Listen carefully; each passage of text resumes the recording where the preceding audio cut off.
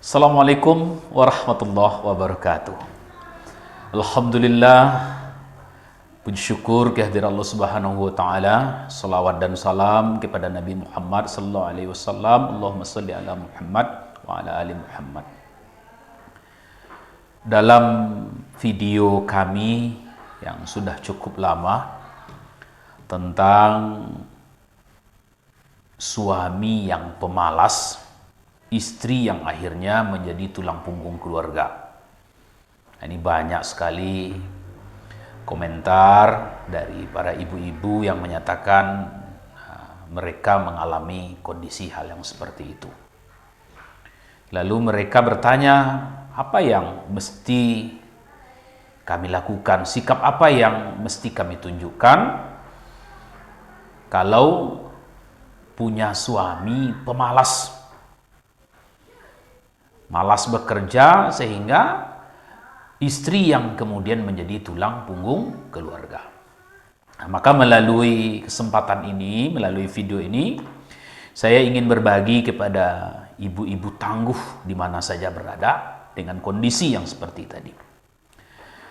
Pertama yang ingin saya nasihatkan, ibu-ibu harus sabar dan tenang menghadapi kondisi ini.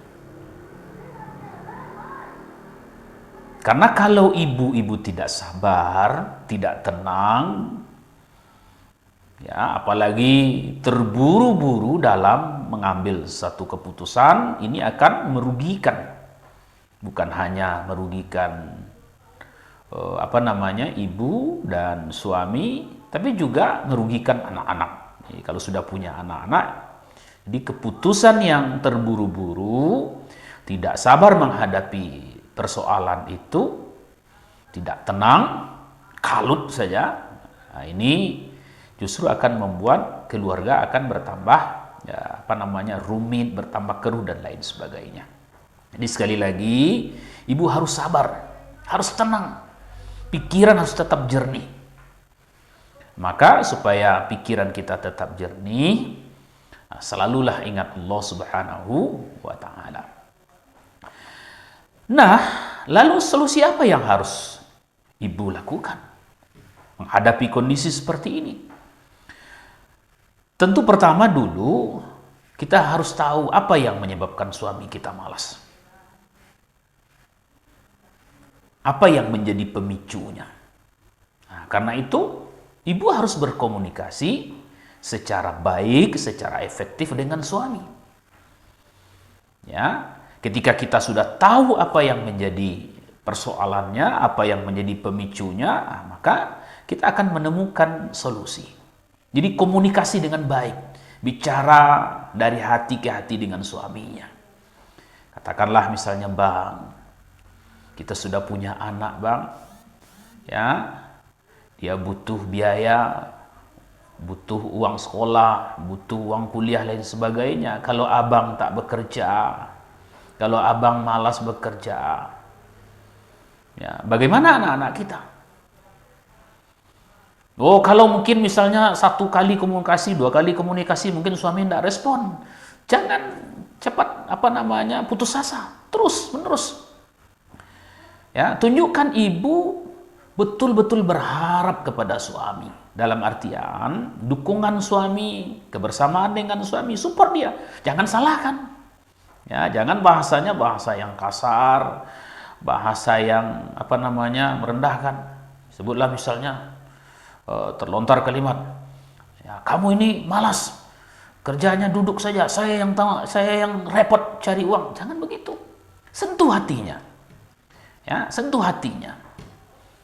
Ya, ini yang sikap yang harus ditunjukkan. Jadi komunikasi yang efektif dengan dia, cari akar permasalahannya, apa yang membuat mereka seperti itu, sadarkan dia tentang tanggung jawabnya, dan tunjukkan bahwa Anda istri yang betul-betul mencintai dia, menyayangi dia. Ya, berikan support kepada suami yang seperti itu. Lalu cari solusi bersama. Misalnya mungkin suami bilang, ya, sulit cari pekerjaan, ya, atau mungkin pekerjaan gajinya sedikit. ya maka support dia. Katakan bang, mas, ya, atau panggil siapalah ibu-ibu sekalian ya. Katakan tidak apa-apa, walaupun mungkin gajinya kecil, penghasilannya kecil, tidak apa-apa. Kita mulai saja dulu, ya. Kita lakukan bersama, dukung dan motivasi suaminya, ya. Dan ibu-ibu juga sekecil apapun yang diberikan oleh suami, kalau suami ibu itu betul-betul semangat bekerja, kecil gajinya, kecil penghasilannya, ucapkan terima kasih bang, terima kasih, alhamdulillah, walaupun ini masih jauh dari kebutuhan kita, tapi saya senang, saya bangga, abang sudah mau bekerja, sudah mau berusaha. Nanti kita lakukan yang lebih baik lagi bang, supaya kita bisa mendapatkan rezeki yang lebih daripada ini. Begitu caranya. Ya. Jadi sabar, tenang, jangan terburu-buru dalam mengambil keputusan, apalagi kadang-kadang ada yang tak sabar kan. Akhirnya mungkin orang lain pun buat apa punya suami kayak gitu. Ya, lebih baik cerai saja. Jangan, Bu. Ya. Belajarlah dari Siti Aisyah. Siti Aisyah memang kalau dari sisi nafkah dibiayai oleh Fir'aun, tapi dari sisi yang lain Siti Aisyah, itu Aisyah itu betul-betul punya suami yang jauh lah dari ideal, tapi dia tetap sabar menghadapi suami yang seperti itu. Dan apalagi saya yakin ibu mungkin tidak, suaminya tidak Fir'aun, tidak seperti Fir'aun, cuma hanya malas saja bekerja, banyak tidur, ya, terbuang-buang waktu, hanya itu persoalannya. Maka ketika ibu tahu akar masalahnya, dia terus dimotivasi, didukung, lalu bersama-sama. Ya.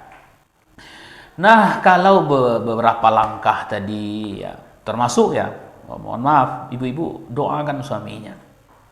Ya, habis sholat doakan, ya Allah, hanya engkaulah yang memegang, yang membolak-balikkan hati kami manusia, termasuk suami saya. Ya Allah, tumbuhkan semangat kepada suami saya, ya, semangat untuk bertanggung jawab, menafkahi keluarga, menyayangi saya, istrinya, menyayangi anak-anaknya. Doakan terus menerus, tunjukkan kasih sayang, tetap santun dia, ya. Tapi kalau semua itu tetap, ya, tak bisa, berbagai cara sudah dilakukan, ibu-ibu pun sudah support, ya, juga berusaha, tapi suami tak kunjung juga, jangan menyerah. Apa yang harus dilakukan? Datang bisa berkonsultasi kepada orang yang ibu-ibu percaya. Kalau untuk Kota Padang Panjang, kami di KUA Padang Panjang Barat, KUA Padang Panjang Timur, insya Allah akan selalu bisa mendengarkan curhat, ya, bawa suaminya, biar kami juga bantu memotivasi. Tapi sekali lagi, jangan menyalahkan dia, jangan langsung mencap hal-hal yang tidak baik, karena itu justru akan semakin dia jauh. Jadi tetap ada optimisme, ada kebaikan, ya. Jadi ajak konsultasi. Ibu-ibu sekalian, ibu-ibu tangguh, ya. Kata perceraian, cerai gugat ke pengadilan itu hanyalah solusi yang terakhir. Tidak ada lagi jalan lain. Ya, ibu-ibu mungkin tak kuat lagi bersabar, berbagai cara sudah dilakukan. Ibu-ibu sudah jadi tulang punggung keluarga. Suami bukannya menjadi lebih baik, tapi mungkin justru menambah beban. Lalu pilihan itu hanyalah pilihan terakhir. Ya, itu hanya pilihan terakhir. Jadi ibu-ibu harus lakukan dulu berbagai tahap yang tadi kami sampaikan. Memang berat ya ibu-ibu sekalian. Dalam agama kita, agama Islam, suami itu mestinya menjadi tulang punggung keluarga. Dia yang harus menafkahi sesuai dengan kemampuannya. Tapi ketika ibu bertemu dengan suami, ya, yang memang pemalas. Tapi kan bisa saja terjadi ibu sekalian. Dulu awalnya mungkin ketika ibu baru menikah tidak seperti itu. Coba kalau dari awal ibu bertemu dengan yang seperti itu, mungkin ibu tidak mau menjadi istrinya. Jadi ada masalah, ada persoalan yang mungkin dihadapi. Mungkin misalnya begini, Suami ibu dulu misalnya karyawan, dia sudah terbiasa bekerja dengan jelas, lalu dibayar tiap bulan. Lalu ketika dia misalnya di PHK, dia patah semangat. Dia hilang akal, mau kerja mau apa. Jadi sesungguhnya bukan dia pemalas, tapi karena dia memang buntu jalan berpikirnya. Ya, nah, jadi sekali lagi ini nasihat-nasihat saya bagi para ibu-ibu tangguh di mana saja berada. Sabar, tenang, jangan terburu-buru dalam mengambil keputusan. Komunikasi yang baik dengan suami, cari solusi bersama, dukung dan berikan motivasi. Ya. Kemudian tentu sebagai hamba Allah, orang beriman, jangan pernah putus berdoa. Terus doakan yang terbaik buat suami ibu. Doakan juga untuk diri sendiri, ya Allah berikan aku kesabaran, ketabahan, kekuatan. Ya, kemudian datangi orang-orang yang berkompeten, ajak suamimu untuk berkonsultasi, munculkan semangatnya sehingga ibu-ibu punya suami yang kuat lagi, suami yang hebat lagi, suami yang tidak pemalas lagi, ya, sehingga ibu-ibu tidak jadi sebaliknya menjadi tulang punggung keluarga. Inilah nasihat kami. Saya Jasriman Caniago, penyuluh agama Islam pada KUA Padang Panjang Barat, Provinsi Sumatera Barat. Terima kasih. Assalamualaikum warahmatullahi wabarakatuh.